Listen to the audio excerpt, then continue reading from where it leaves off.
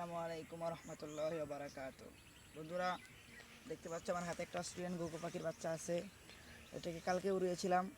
আজকে দেখাবো কীভাবে একটা অস্ট্রেলিয়ান ঘুঘুর বাচ্চাকে ট্রেনিং দিতে হয়, যে হাতে বসার ট্রেনিং দিতে হয়। কীভাবে হাতে বসার ট্রেনিং দিতে হলে তোমাকে একটা এরকম জমিন আসতে হবে, খোলামেলা একটা জমিন।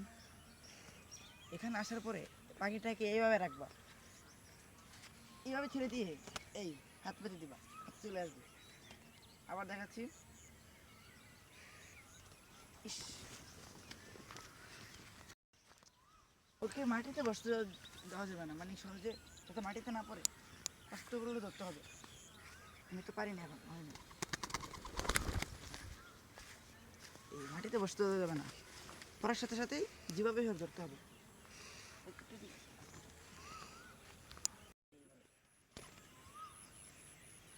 এইভাবে কেন হবে, এই কাঁধে চলে আসছে। তোমরা এরকম করেই সবসময় ট্রেনিং দিবা। এরকম এই দেখেছ কীভাবে চলে আসে, এইভাবেই তোমরা ট্রেনিং দিবা। আসসালামু আলাইকুম।